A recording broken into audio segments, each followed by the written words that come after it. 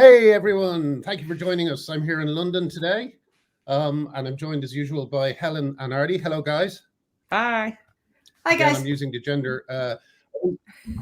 You're freezing again a little bit, Helen. Oh no, I hope that doesn't happen in this one. This is an important one. Okay. We have got two important stories today. The first one is coming up in a second, but the second one is Ray Blanchard, who we'll be speaking to at past. I know a lot of people are very excited about that, and yeah, it should be a good one. But before we do that, we're going to be speaking to Cherry of LGBT Alliance Ireland, who has been contacted. Kerry, is that how? Sorry, Kerry. Yeah. Who has been contacted by Northern Irish Police and told that she has to come in to answer to, or she will be placed under arrest. So we'll be speaking to her in over a second. Over tweets. Yes, and well, there's more to it. I'll tell you in a second. But anyway, before that, what can we catch up on before we get to the business of the day? Well, let's celebrate the beginning of the LGBT Alliance conference. Isn't that starting today? Yes, it is. Oh, is it actually starting today? I think it starts today. Isn't it? Oh, right. Well, it's tomorrow. I'm on tomorrow.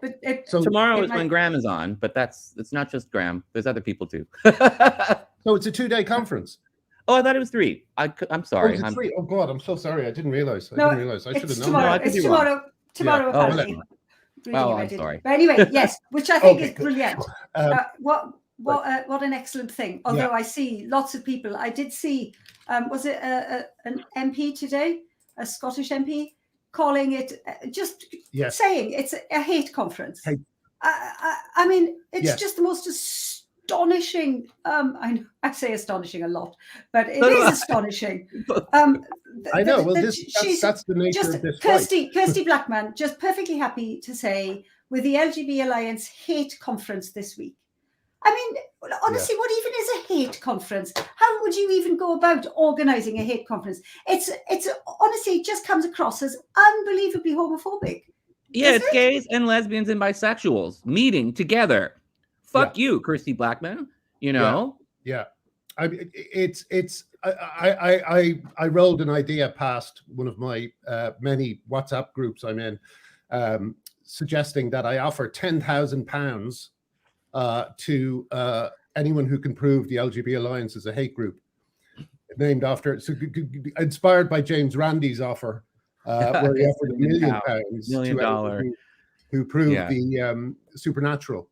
And the reason why I would be so confident in doing it, but I'm not going to do it because it'll be, as usual, it'll be twisted and all this sort of thing. But the reason I would be so confident doing it is because there's no evidence. There's no evidence that they're a hate group. It's again, this extraordinary. Yeah, we don't even have to go there. It's like, duh, gays and lesbians and bisexuals organizing and not letting straight cross-dressers automatically be part of the club is not an act of hate, Yeah. But I mean, it's an extraordinary kind of political moment where, we used to look at Trump. Do you remember we looked at Trump with horror and Trump's ability to lie from moment to moment? Yeah. And I know I've said this before, but it's such an interesting thing that the left, rather than fighting that kind of disinformation, has totally embraced it. To such an extent. Yeah. To such an extent that like a rumor is currently swirling about, getting anyone associated with the LGBT Alliance into trouble, and it has no basis in fact whatsoever. And I just find it amazing that not just the sheer stupidity of it and the sheer, but the fact that no logical explanation, they can't be reasoned with. They can't show the evidence, but they believe it's true. Somebody's asking, are any of the speakers L, G, or B at the LGBT Alliance conference? Are you just trolling right now? Stop it, I'm representing the straights, and I'm going to be apologizing for the behavior of my people. That's what I'll be doing. So I'm going as a kind of ambassador for the straights and asking gay people not to be too angry with all of us, because some of it has nothing to do with us. But yeah, so that's going on. What else is happening? What else has been fun this week? Did you see Benjamin Butterworth being massacred on GB News? I did not. Don't laugh. Because, well, he got just. I mean, it's an interesting thing because, like, I did see that. Yes, they're laughing in hysterics about all the different genders. Yes, and one of the newsreaders just started laughing, and it really showed why Stonewall don't do interviews and why Stonewall, the BBC, refused to be interviewed by Stephen Nolan for his documentary. Because whenever you actually trot out these beliefs, they're just ridiculous, and everyone can see that they're ridiculous, you know. But I used the opportunity, and that's why I'm trying to cut you off joking about it, to offer for him to come on. Like, I actually have a little bit of respect for him because he's the only person who turns up to these studios to have these debates. Agreed. You know? Agreed. That's a good point. And it's when the discussions actually happen is when they lose so much ground. When they actually step up and have a discussion, when there's a meeting of the two sides, that's when they lose so much ground because they get absolutely trounced, you know? Yeah. But what I want to do is, I think we will do that, but I don't think we need to do it through, you know, being derisive or making fun of him or anything like that. I think we could, if we guarantee him a chance to come on, explain his positions, and we can explain ours to him. Who knows? Who knows what might come of it, you know? But I mean, it is tempting to laugh at it. But to be honest with you, I felt the whole piece. I don't know. It hit me wrong, you know, because it was kind of derisive laughing and it was based on nothing, and I felt it was a little bit kind of the opposite to virtue signaling. Yeah, well, TV News does come from the right, even though it's been defended as bringing on people from across the political spectrum. There is a little bit of that, a sense of kind of hostility towards anything, quote unquote, LGBT from the outset, you know. So I'm always a little cautious when right-wing groups are critical of gender identity ideology because they're coming at it from a sort of cynicism towards anything LGBT to begin with, rather than seeing this as harmful to lesbians and gays and bisexuals and transsexuals, you know? Yeah. I don't know. I mean, yeah, I guess so. But I think our kind of brand of right-wing TV channel is a little different to the Americans, you know? I don't think it comes from a place of finding all gay culture suspect, you know? I think so far anyway, GB News seems to have been navigating the tripwires very well and being, you know, respectful, but also being, you know, curious and demanding. Yeah, it's really in no small part because of Titania McGraw. Yes, of course. Andrew has been amazing, and Andrew Doyle. Like I was very happy with my interview with him, and I hope to do another one at some point. You know, because the thing about this is that it's so deep. I also wrote to Stephen Nolan this week, and I said to him, I haven't listened to all of them, but I don't know if there's a mention of Aimee Challenor in the series. But the Aimee Challenor story is a scandal within a scandal. You know, not only have Stonewall committed this great fraud all over the UK by misrepresenting the Equality Act to institutions and to government bodies and so on, but at the time when they started doing that, they had Aimee Challenor on their trans advisory board. And Aimee Challenor, I know I keep saying this, but I cannot believe it's not a bigger story. Aimee Challenor is the son of a bloke who raped and tortured a little girl in the attic of his home, and then went on to have a polyamorous relationship with 2 other pedophiles, you know, who are currently moderating Reddit. So this is an extremely influential person who has potentially changed safeguarding rules in the UK. You know, I really hope someone else, Helen Joyce, pointed out that there weren't very many women interviewed on the program. So I hope that Stephen Nolan does a follow-up, and I hope he speaks to Helen Watts of Girl Guide, because again, that is the most shocking aspect of this. The fact that safeguarding rules not only relax, but disappear when a person identifies as a woman, you know. But did you see him? Speaking of which, did you see? So did you see him? No, you might be about to talk he was saying that he's used to getting complaints, but for this one they've had so many letters of thanks, and he said this is kind of unprecedented. So that makes me think that he's going to think, okay, well, this is an untapped well that I can now there's another few things that people want to hear about. So really, hopefully, because there is so much more still to say. I mean, there really is. So hopefully, I know. I mean, he'll get on with that. The whole thing is like WikiLeaks. It's WikiLeaks, but the information is already out there. It's just journalists don't have the will to dig through it and to put stuff together.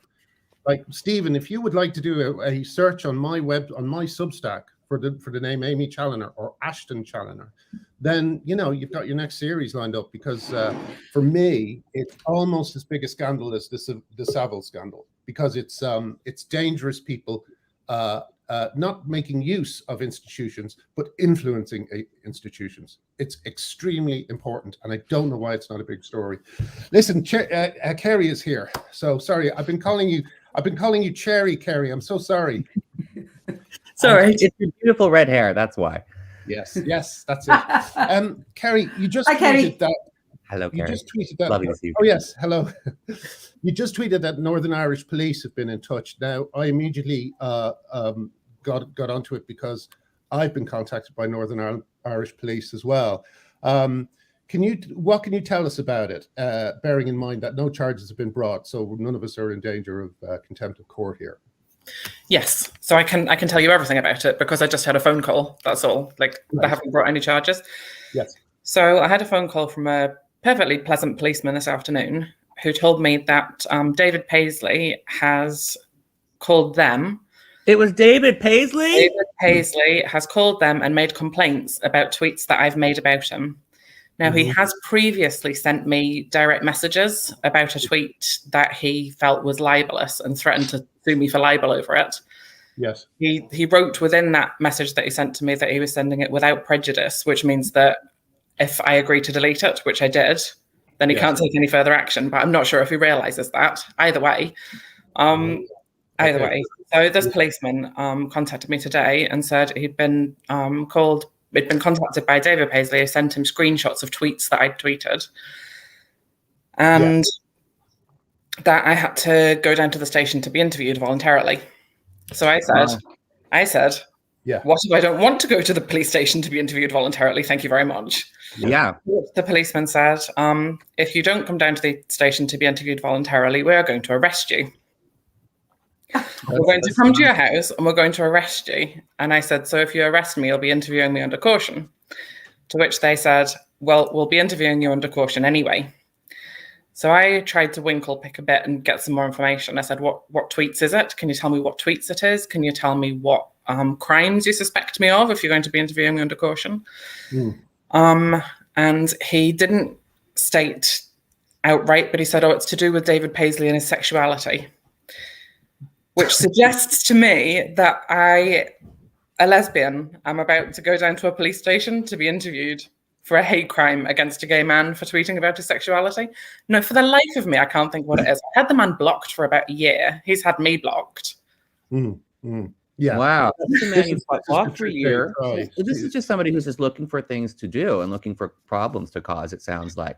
Yeah, but also, if your activism consists of getting women arrested for tweets, you might want to rethink your strategy. This is you know what I mean?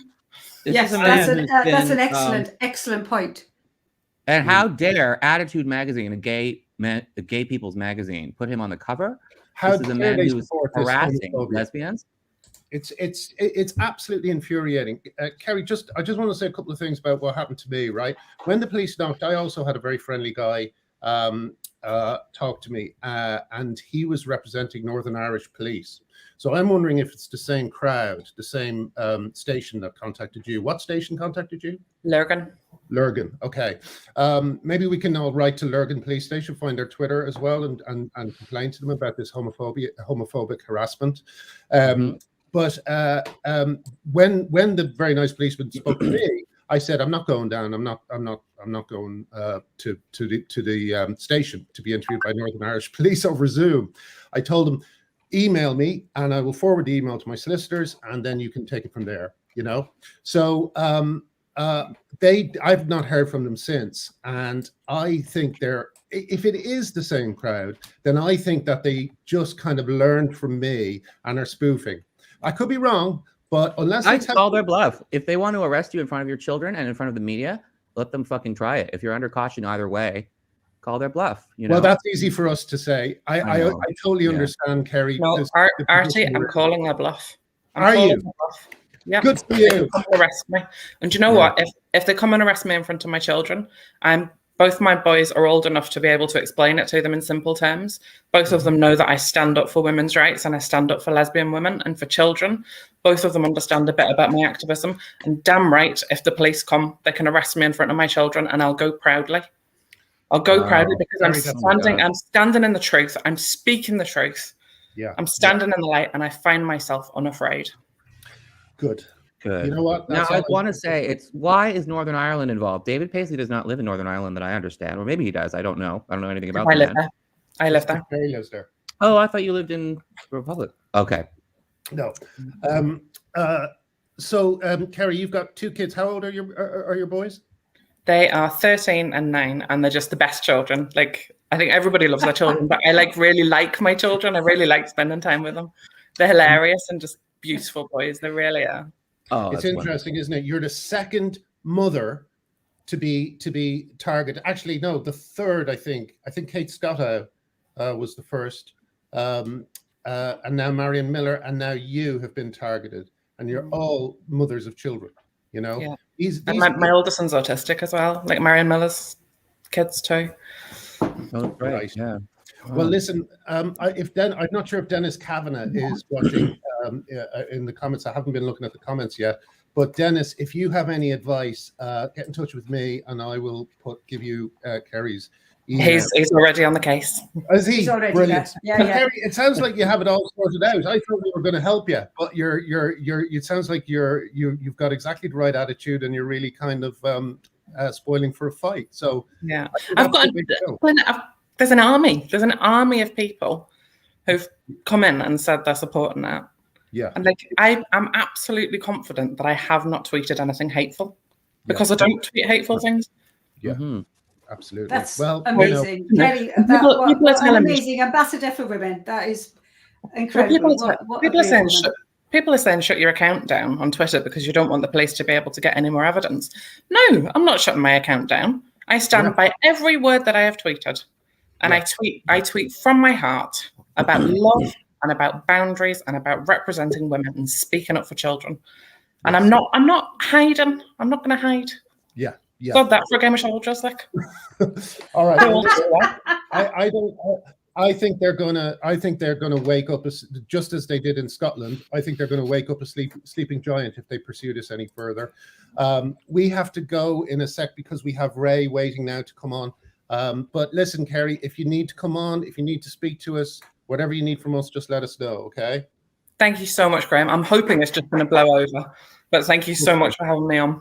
But no better person because you sound you're a fighter, and it's always an honor to be on your side, Kerry. Same. Thank you, Graham. Thanks, Kerry. All right, speak to you soon. Yeah. Bye. Okay, bye. Oh. It's so lovely to see Kerry and have her back on the show, but it's unfortunate the circumstances. But can I just say, what an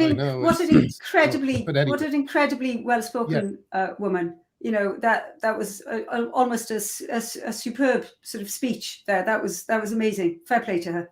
My heart goes out to her. But fair play. Yeah. No, I find it funny that she can write this wonderful editorial in the Irish Times defending gay and lesbian rights, and yet the police in Northern Ireland think that she's somehow a homophobic bigot. So the media is like, okay, this is clearly somebody who's on the right side of everything, but the police are still 10 steps behind. Yeah, they don't. Usual. I bet you they don't even know she's a lesbian. I bet you they don't even know. No, I'm sure listen, Ray is here. So let's not leave him waiting around. He's kind of early, but that's good because I think we have a lot to talk about. Ray, hello. Nice to meet you. Thank you so much for joining us. Good morning. Hello, Ray. Hi, Marty. Now, fellow Torontonian, it's great to meet you. Can we call you Ray or Dr. Blanchard, or how do you like to be addressed? Ray is fine. Ray, great. Okay, good. Now, Ray, thanks for coming on the show.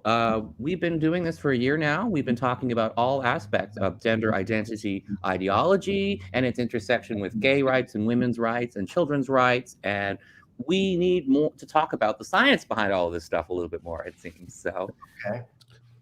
Yeah, I think so. And so that we can establish bona fides, Ray, could you just give us a brief rundown of who you are and what you do to people who may not know? Well, my name is, as everybody has said, is Ray Blanchard. The reason I'm sure I've been asked on this show is because of my research on gender identity disorders, although that is by no means the only work I did in my career. The experience with gender identity disorders was mainly from 1980 to 1995.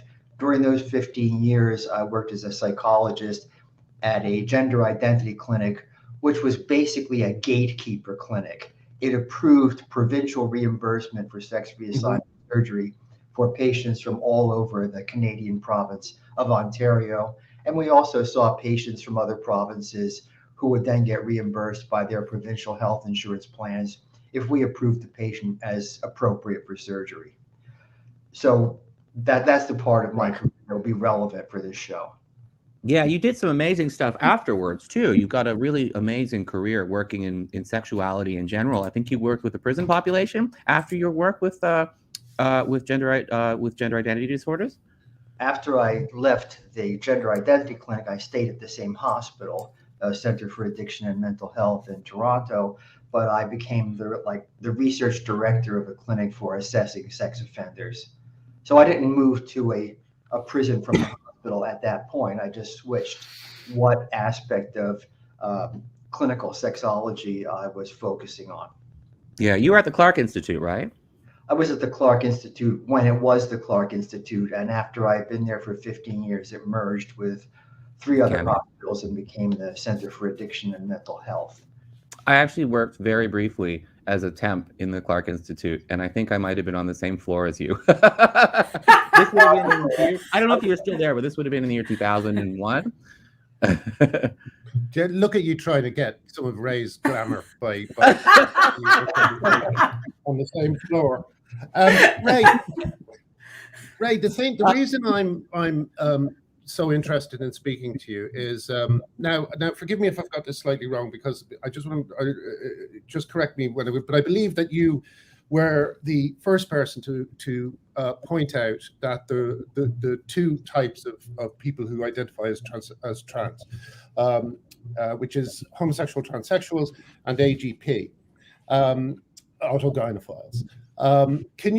People are kind of I think at one point you said that I think this was an interview with Quillette magazine. You said that the percentage seemed to be, at the time you were interviewed, 75% of transsexuals were HSTS and 25% were autogynephiles. First of all, would you be able to tell people what autogynephilia is? And secondly, do you think those numbers still hold up? Okay, first, autogynephilia I defined as a man's tendency to be sexually aroused by the thought or image of himself as a woman.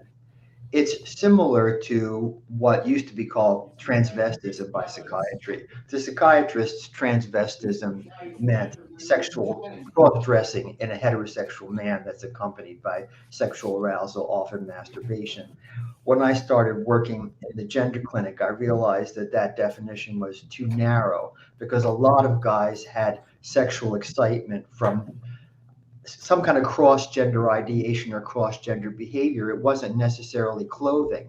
It could be something like putting on makeup or styling their hair in a feminine way, or just the one patient I saw that was the quintessence of autogynephilia just imagined himself as a naked woman and picturing his naked female body with breasts, a vulva, the full hips, and so on. So at that point, I realized that there needed to be a word that captured this phenomenon, and that the idea of transvestism was really counter-heuristic. It led people to focusing on wardrobe in a way that was missing very important aspects of this syndrome.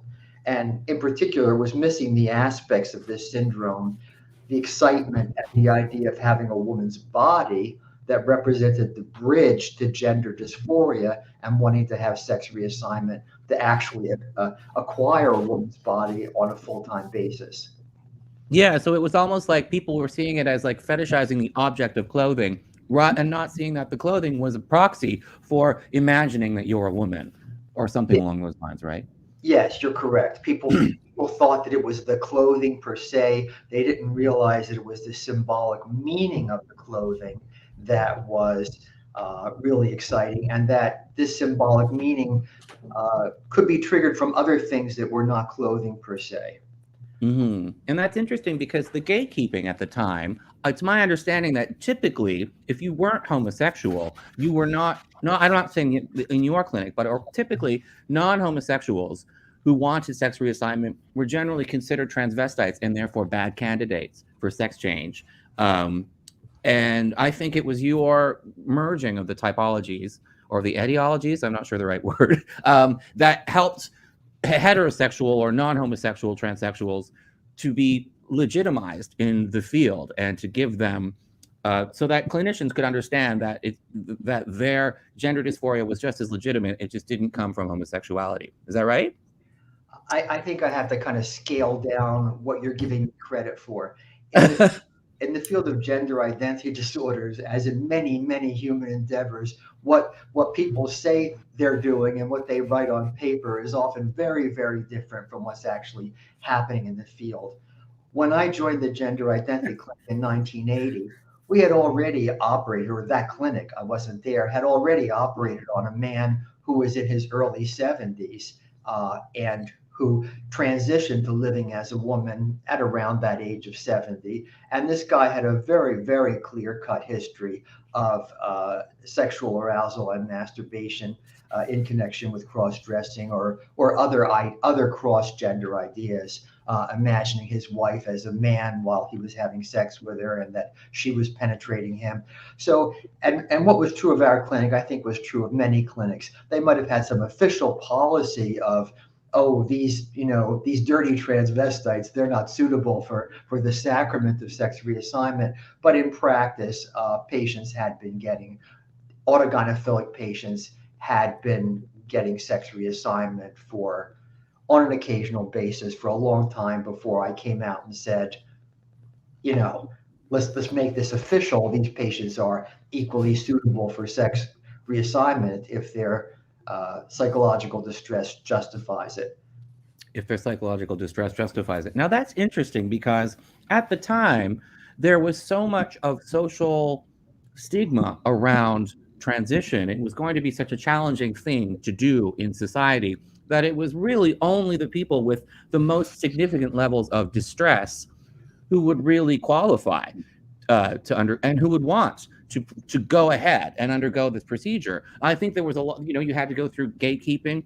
You had to do a lot of work to be approved, but you also had to be very determined to get through these waiting times and wait lists and everything else. So this was a very, very small number of people who were getting this done, who were becoming transsexual.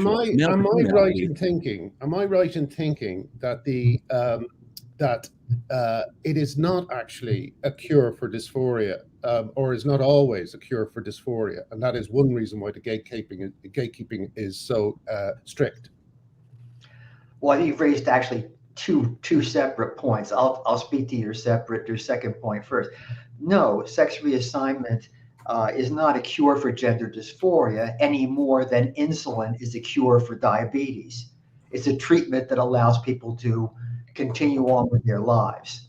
So nobody who was involved in this kind of clinical provision thought of sex reassignment as a cure. At least nobody I knew. Nowadays, I don't know what people think. But that was we all essentially at some level thought of it as a palliative treatment. We can't make these people accept their biological sex. We can't help them get comfortable with living that way. We can't help them find some way of converting this into a part-time activity. They're miserable. And so sex reassignment was given, not because there was some compelling theoretical reason for it, but it was initially given as, what have we got to lose with this patient? And as it turned out, the great majority of patients said, yeah, I feel a lot better, thanks.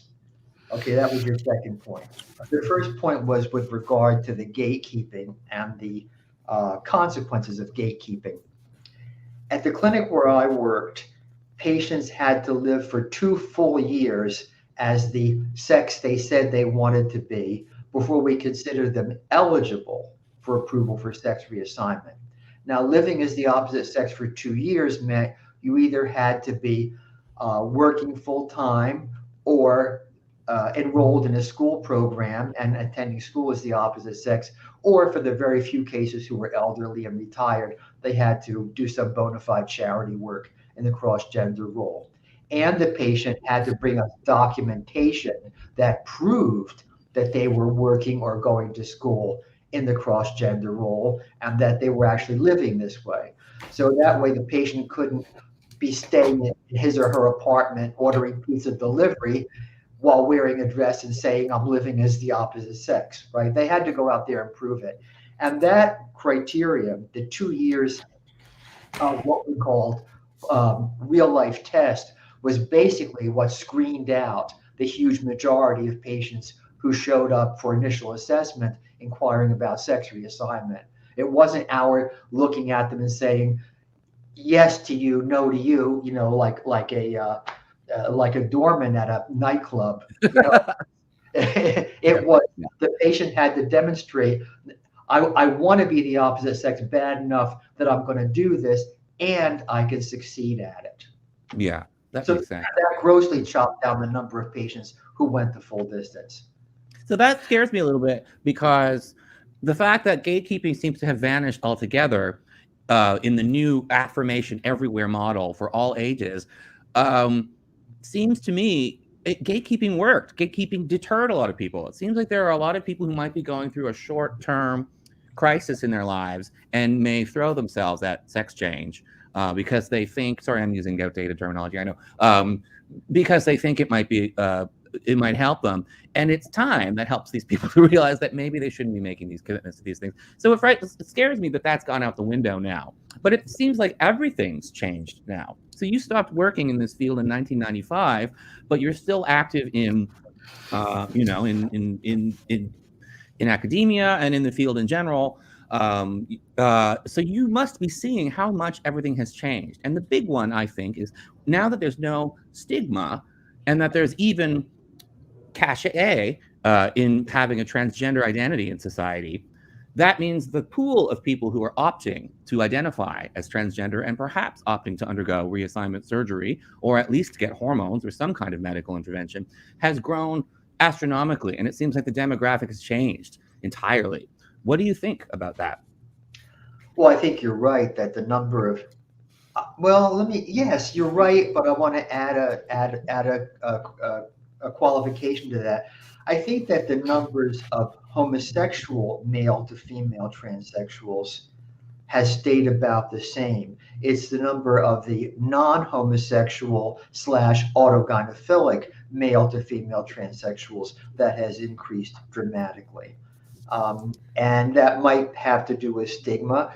I mean, it used to be a big deal for a biological man who was married, who was maybe 40 years old, who had a wife that he might actually still love, who might have children, you know, more than one child. And it was a big deal to say, well, I'm ending with all of this and I'm going to live as a woman. They sometimes would have hopeful fantasies that the wife would say, okay, dear, I love you just as much as a lesbian as I did as a man. But most wives did not, in fact, take that attitude. So it almost always meant the marriage would break up. And in many, many cases, it resulted in alienation from the children.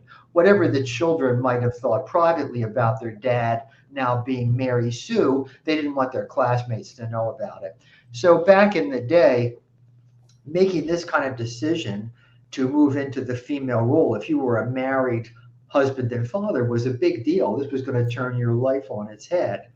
Now you get kind of valorized for it. I mean, and not only that, but there's a big pool. There's a big distinction between simply having autogynophilic attraction and becoming dysphoric over it, or perhaps not even having gender dysphoria, but opting to do it because it's, you know, it's sexually satisfying and it's valorized. So there's a big difference. I think the pool. There was an article that I've mentioned a number of times on this show from back in 2002 in The Atlantic, which you were quoted in many times, by Aimee Bloom. It was called "Conservative Men in Conservative Dresses." You familiar with this article? It was a great piece about cross-dressing. But almost entirely rubbed offline, by the way. Yes, I know. It's amazing. I find it there's a PDF copy being hosted by some Catholic website. But you mentioned that we're speculated that the percentage of heterosexual males who experience some degree of autogynophilic attraction is perhaps quite high. So that means there's a large pool of people who might be interested in becoming transgender, right? I don't know what I said in an article from like 30 years ago, 20 years ago, but I think that maybe the overall prevalence of autogynephilia is somewhere in the neighborhood of homosexuality in men. I think it's probably less. I do think there is a phenomenon with very young kids, like boys 13 or 14, who are so horny they don't know what to do with themselves. And just as this population might have the occasional same-sex encounter just because they don't know what else to do with their sexuality, I think some small portion might experiment in putting on their sisters' or their mother's panties and masturbating. So I think in many ways you can make meaningful comparisons between autogynephilia and homosexuality.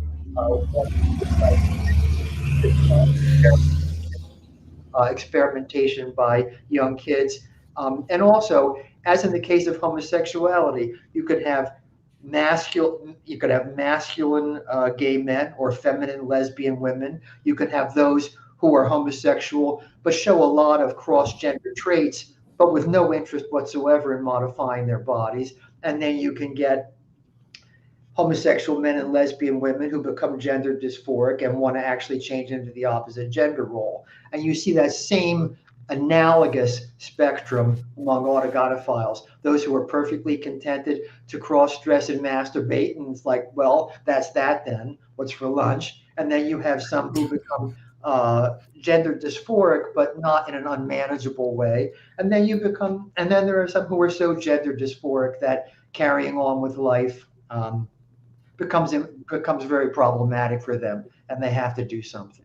Mm-hmm. Can I ask? At this stage, can I bring in Helen?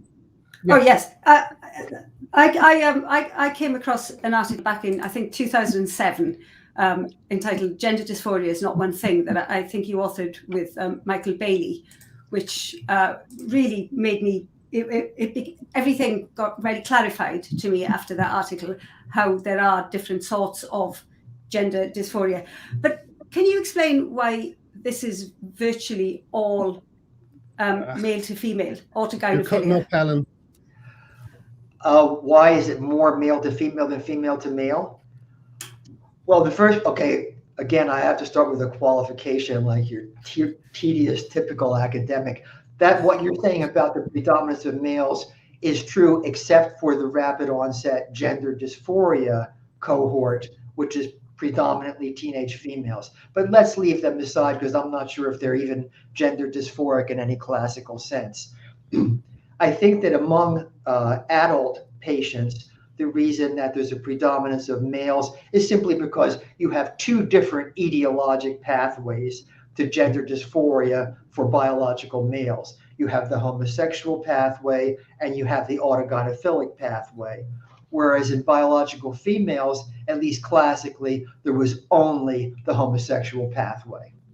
What you could think of as the super butch lesbians, okay? No, that had something to do with the phenomenon of erotic target location. That is an exclusively male sexual phenomenon. Is that right? You know, that's a hard one. I kind of wish you hadn't brought that in. Sorry. I went to a conference once of people who wanted voluntary amputation of healthy arms or legs. And body integrity. There were a number of biological females there. So, you know, what paraphilias do and don't occur in females is a very interesting and difficult problem. Really has not been so thoroughly researched. In general, yes, males are more vulnerable to paraphilias than are biological females, but there are certain exceptions, and nobody, I think, has really identified why the paraphilias that occur in both sexes occur in both sexes. Now, that's interesting, because I have heard many women argue very passionately that they experience autoandrophilia and that they had received pushback from clinicians who said that that's impossible. So that's interesting that it sounds like there may indeed be some exceptions. And if there are females with body integrity dysphoria, which is where you want to cut off a limb, then obviously that's a paraphilia, yeah. Oh, yeah, and there definitely are. There are definitely, I saw them, I spoke to them. With regard to the other topic you touched on, is there a population of biological females who are sexually aroused by the idea of being males? I personally am skeptical that they have an exact analog of what happens in biological males. I think the females who have something that looks like autogynephilia are more excited by the idea of becoming gay males. That's what I think their trip is. Whereas I don't think the biological males who are autogynephilic are primarily interested in becoming lesbians. Becoming a lesbian is a secondary effect. It's how you resolve, I want to have a woman and I want to be a woman. Oh, perfect, I'll be a lesbian. But that's a secondary thing. Whereas I think the analogous phenomenon in females wanting to become a gay man, being sexually excited by the idea of two men being together sexually, I think that's the primary erotic ideation in that population. Mm-hmm. May I ask, I'd like to talk a little bit about the nature of trans rights activism at the moment. Now, I know that, Michael, you're obviously familiar. Our listeners might not be, so perhaps we could do a little recap of what happened to Michael Bailey when he used some of your findings for his book. I can't remember the title of the book. I'm so sorry. The Man Who Would Be Queen. The Man Who Would Be Queen. His children were targeted. He was accused of pedophilia. He went through just hell for writing this book. And I think it might have been you. It may have been someone else who said this, but I did hear someone say that the type of activism we're seeing now that does things like target gay people. We have the LGBT Alliance coming up on Friday. That's going to be picketed by trans rights activists. We had this organization called Philia inside the building. Women were talking about escaping Afghanistan, and outside there were people with signs saying "suck my cock." Why do you think trans rights activism is so uniquely toxic? That's a very good question. First place, I had probably already left the gender clinic before trans rights activists, whom I wouldn't have known anyway, decided as part of the thrust of their activism was to reframe transsexualism as a political problem, as a form of political oppression, rather than as a clinical problem that needed a clinical solution. So at some point, maybe around, it had probably started by 2010, because I was first starting hearing a little bit about this before I retired. But at some point, activists made the calculation that they were not going to ask society for acceptance as people with a psychological problem that could only be solved in this extraordinary way, that they were going to recast transsexualism not as a mental disorder, but as membership in an oppressed minority. So that got them in bed with the social justice warriors. They cast their lot with the social justice movement. Now, is it really more toxic than other branches of the woke movement? I don't know. I'm on Twitter, as I guess we all are, and I see some pretty nasty cancellation pretty nasty cancellations being directed at people who made the slightest error with regard to something that could be conceived as racist. You know, serving the wrong thing for lunch, which is called cultural appropriation or whatever. So I think that if you're a woman, especially if you're a lesbian woman, trans activism seems peculiarly toxic. But I don't know if in terms of people being canceled, losing their jobs, being harassed, it's more toxic than some of the trans rights, some of the trans activism based on race. I don't know. Well, I don't know. I mean, I would say if you were a woman, you would feel it much more keenly. I've got a Google document just full of violent threats directed at TERFs, and it seems like to me that there's no equivalent word in the kind of Black Lives Matter movement or anything like that for the word TERF. It seems like a particularly violent, aggressive word used primarily to tag women for violence, you know. And let me just let me just go a little bit further with why I'm asking this question. Last year I interviewed a woman, Jenny Kimmel, and Jenny was born in America, but she married an Irish guy who revealed himself to be an autogynephile during the relationship, and kind of isolated her, forced her to take part in what she found to be very degrading, pornography-influenced sexual escapades. I don't know what the word escapades is, very much not the right word, but forced her to participate in stuff that she was deeply uncomfortable doing. And she said, she asked me to ask, she thinks the elephant in the room is the angry, resentful, viciously misogynistic, downright dangerous autogynephiles using the ever-expanding trans umbrella to cover all manner of abusive behavior while people tiptoe about trying not to annoy them. She asks, do you consider these guys AGP, or is it a kind of has it changed recently? Has pornography made some of these behaviors? She watched films that she believed, one of which she thought there might have been someone dead in it, you know, and she is wondering, is that what AGP is? Is it necessarily violent, controlling, narcissistic, or can it not be? That's a pretty easy one. I do not think that autogynephilia is essentially abusive. I think it can easily move into that kind of interaction because these guys have a very strong drive to get what they want, right? And if women who are not cooperating become obstacles to that. I think that because there often is this consequence on women of feeling put upon, bullied, forced to do things that they sexually find degrading and repulsive, I think that a lot of women begin to look at autogynephilia and say the essence of this is misogyny, patriarchy, and sexism. I think that might be the consequences of autogynephilia on females who are exposed to it, but I don't think that's the etiologic cause of autogynephilia. And I think a lot of women who describe themselves as gender critical feminists make the mistake of thinking that because the effect on them of autogynephilia is like the effect of sexism or patriarchy, they think that that's what's causing the behavior in the man. I think that's an error, you know.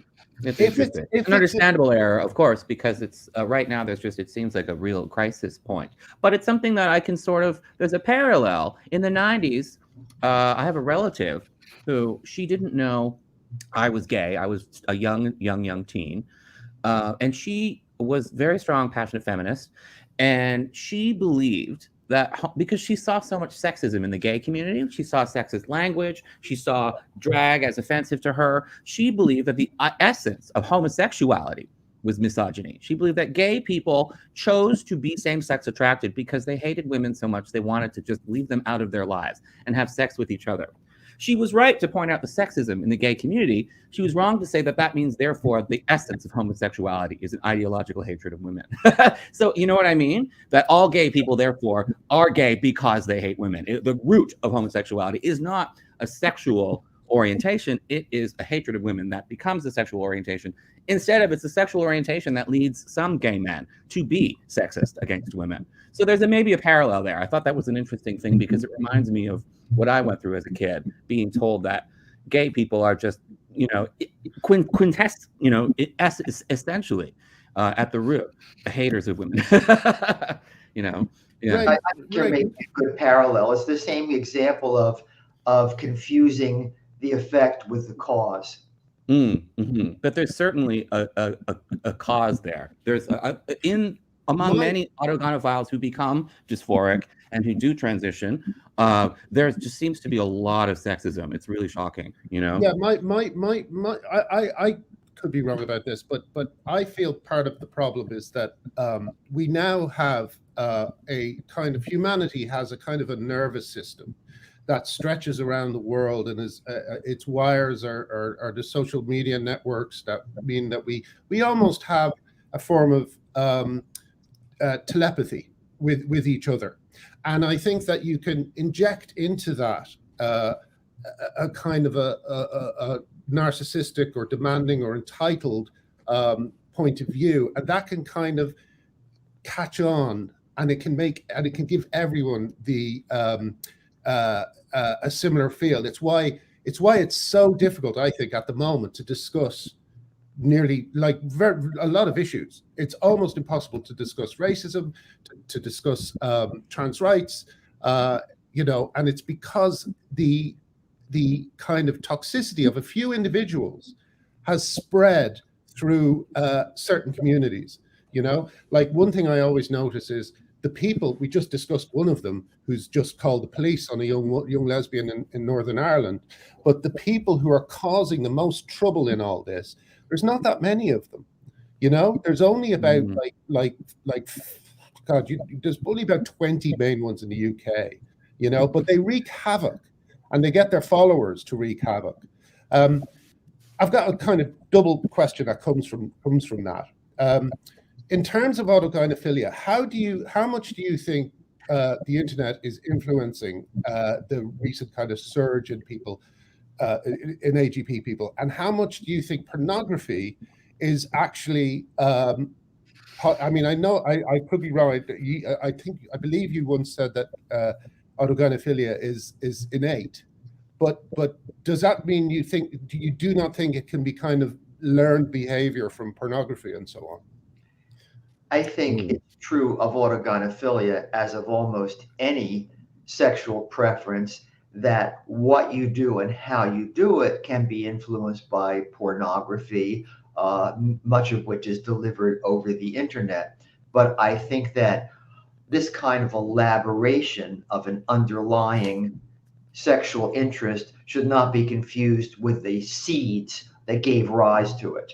I do not think that any normal person could be plunked in front of a computer monitor and be shown autogynephilic pornography or gay pornography or pedophilic pornography or sadistic pornography and have these kinds of erotic interests implanted in them de novo by seeing it portrayed. I think if someone already has some inclinations towards autogynephilia or pedophilia or sadism or is already gay, then pornography, what you see on the internet, can be a revelation, can help you realize, oh my God, I'm not the only one. And by the way, this stuff is hot. And oh, wow, I never thought of doing that.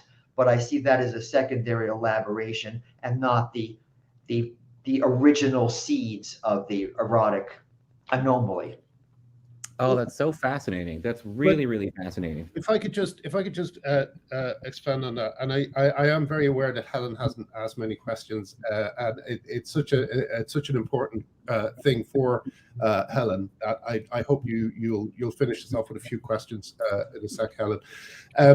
But the thing is, Ray, I used to feel the same way, and I know your experience means that you know far more about it than I do, but do you not think that these last few generations who have been growing up and have grown up with access to hardcore pornography, fetishistic pornography, things that they wouldn't necessarily have come across at all pre-internet.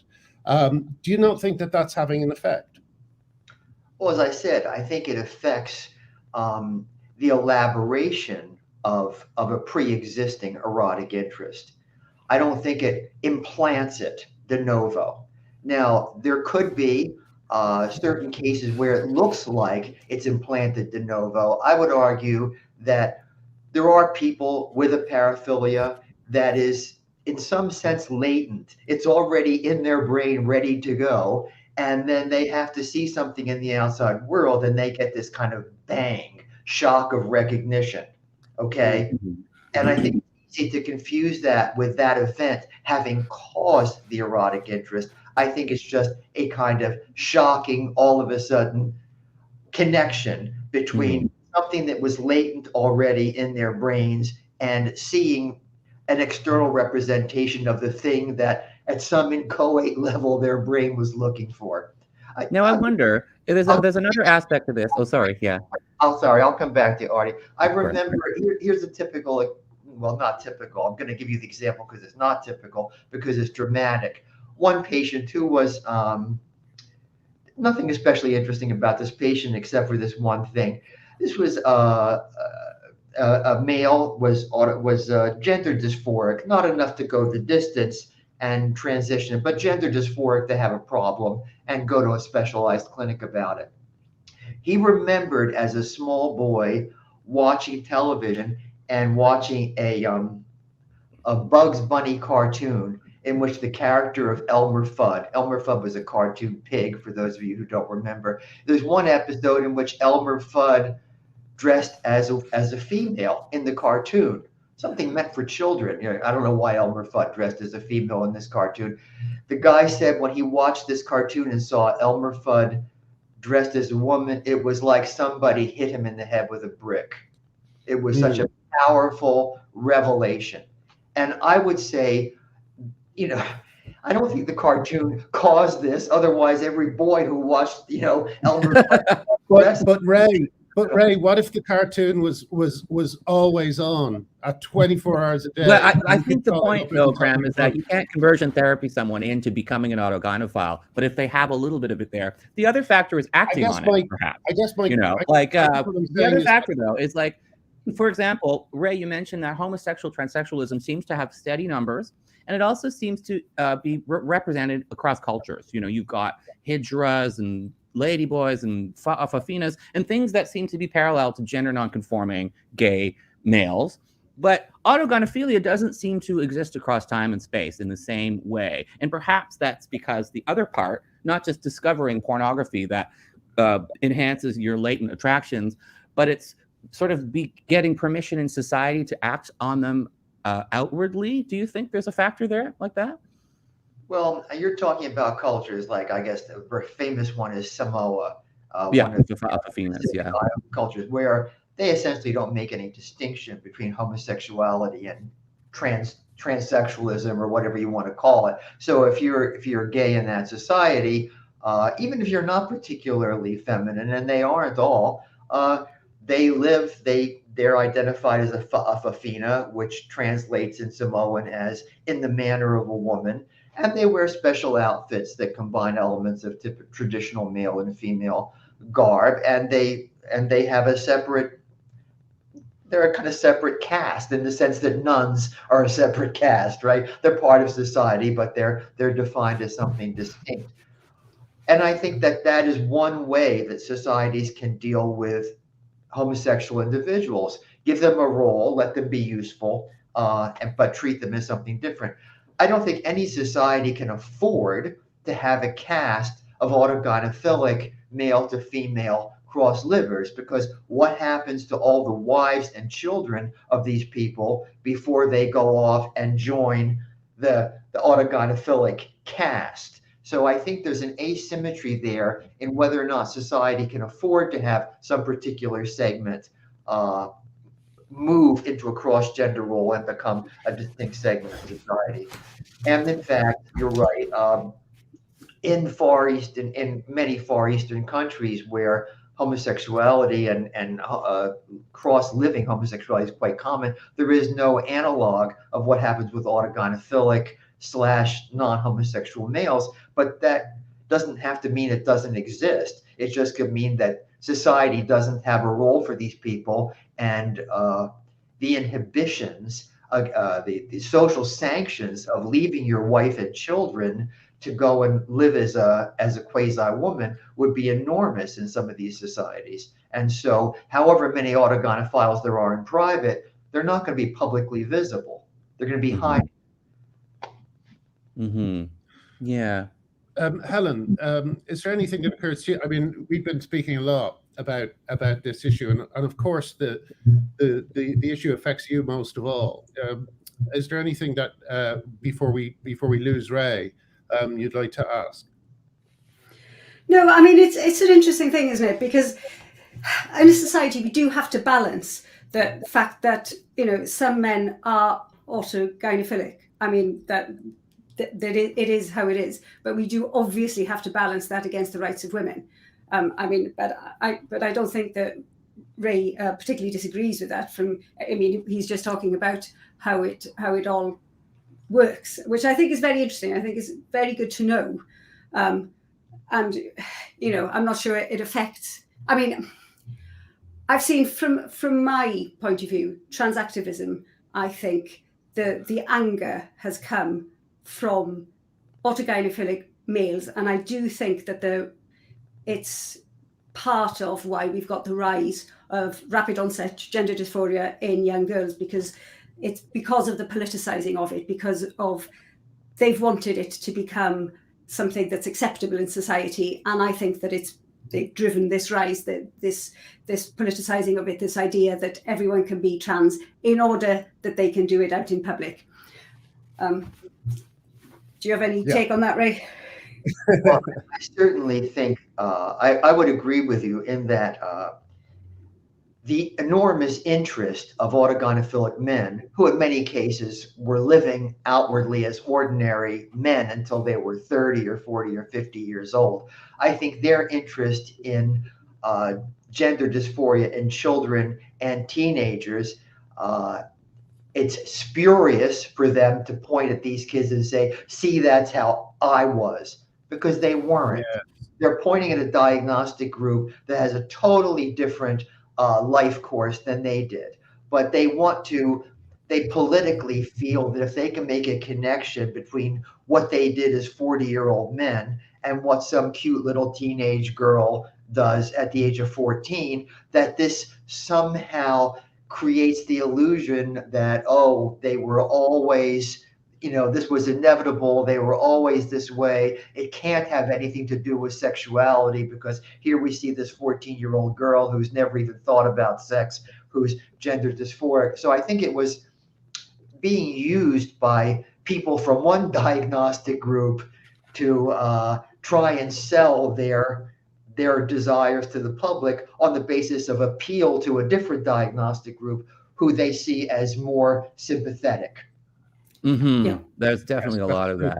And I think that's one of the most despicable things that's been done in all this. I think that the encouraging of young children to think that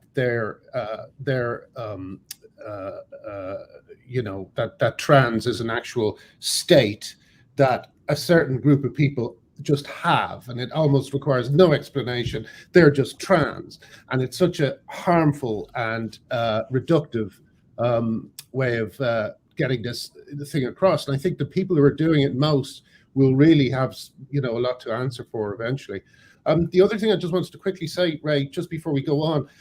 Now, I may have some of this wrong, but I just wanted to. I think this is the case. So, excuse me if I miss not relaying this properly. But I believe that the WHO is thinking of changing dysphoria to, they're calling it gender incongruence in January 2022, I think. And they're also taking it out of the sexual fetishes. They're saying it's not I'm definitely getting this wrong. Hold on a second. You mean disorders, maybe? Or the gender it was number 6, which was a mental health issue. It's being moved to chapter number 17, which is a sex issue, I think. Is that it? Sexual dysfunction. This is kind of, do you think that this is like a good sign, or is this them trying to reframe it and politicize it by moving its definition in this way? Without question, the people involved in the WHO are politicos first and clinical researchers second. Some of them whose names I've seen as being involved in decisions regarding human sexual behavior on the ICD, the document you're talking about, really have no particular credentials that I know about. So, nothing would surprise me in WHO, because I know that they have politics in mind first and foremost when they're modifying clinical categories that pertain to human sexuality. Yeah, I know it. Yeah, she was very concerned about it. She felt it's a bad sign. I'll get more information on it and share it sometime on the blog. But listen, Ray, we've gone over an hour, and this is just a really fascinating conversation that I hope we might be able to pick up again sometime and explore it a little bit more, because I think this kind of conversation is very important. There's a lot of heat out there, a lot of anger from women. And I think conversations like this are very good. So I do hope you enjoyed it, and I hope you'll join us again sometime. I did, and can I add one word? One word? Sure. Okay. Yeah. Sometimes I get weary of everybody blaming transsexuals and men for everything that's gone wrong, as if women are entirely blameless victims in all of this. And it's not true. Some of the biggest supporters and enablers and people who have pushed the trans rights agenda have been cis hetero women. And I think it needs to be a more realistic. If people are going to get into finger pointing, they might as well do it thoroughly and say, wait a minute, who actually are the individuals who are not trans, who are pushing the trans activist agenda that women find so obnoxious? And a lot of the people pushing it have been women. Yeah, I think we've covered this. We've covered this, though. As a woman, I would like to respond to that one. I think we've covered this in the past. Women have a different upbringing and a different they live a different life to men, and I think a lot of women find that in order to get on, to be able to live a life, that they have to agree in many ways with men. I'm going to, there's no question for me that women pushing it are still going to be influenced by men. You see it all of the time, and women do have to always remember to be nice, because the consequences for women are much worse than the consequences for men. And you can see it in this fight all over. When a woman speaks up, they are vilified so much more than men. So, I mean, we've spoken before. We have talked about women who have absolutely pushed this agenda. Graham pulls no punches there. However, I do think that I want to make the point that women do live a different life to men. Okay. Can I just add one thing? I think it's really fascinating, clinical research in sexuality, because it's such a fraught field. Sex is such a strange aspect of society because we never sort of deal with it head on in society. So I admire anybody who does clinical research in sexuality, because it's always such a minefield. It's very difficult for people sometimes to look at it dispassionately and to take their emotions out of sexuality studies at all. So people who can do that, I know they face a lot more flack than other people. I know that James Cantor has faced a lot of flack. I know that Deborah So has. I know that you have constantly faced flack just for trying to do any kind of clinical research into sexuality. I think it's amazing you've been doing it for so long, and I really, really appreciate it. I think it's a fascinating field. The one thing we can try to do is try and make it a comfortable place for people to talk about it. Like we won't satisfy everyone in this conversation, but I hope that we can have another one. Maybe our viewers can suggest questions we can ask, and we can go at it again, because it's an interesting, it's a very deep subject, and we've really only scratched the surface today. But nonetheless, it was absolutely fascinating. Thank you so much, Ray, and I hope we'll yes, get you thank back you, Ray. soon. Nice meeting all of you. It's wonderful to meet you, Ray. Thanks so much. Bye-bye. Cheers. Right. Oh, that was a long one. Yeah, that was good. I was really, yeah, I there's more to be asked, and I need to get that information about the WHO right, because I think that's a pretty serious thing that's happening, and we need to pay attention to it, because as always, it's being done very quietly. And my brilliant friend Amparo spotted it and brought it to my attention for this interview. So thank you to her for that. Is there anything else that we can wind up with? Anything? Oh yes, Friday is the big Stonewall get out of Stonewall protest. I believe there's versions of it operating all over. Follow DJ Lippy on Twitter for more information and to find out how you can be involved. You don't have to go to actual physical demonstrations, but if you do, rest assured you'll meet lots of friendly and nice people. Anything else from you guys before we go? No, but I might see you in drinks after the LGBT Alliance thing. I might come up for time for drinks. Oh, I wish I was there so bad. I'm on at 2:30 tomorrow, so again, I will be apologizing for the straights and bringing gifts to our gay brethren and sisterin. Thank you so much. Where are you going to Chappelle tonight? Is that tonight? I'm going to Chappelle tonight, yeah. So I'm really looking forward to it. I've got the letter printed out. I've got my 2 COVID injections done.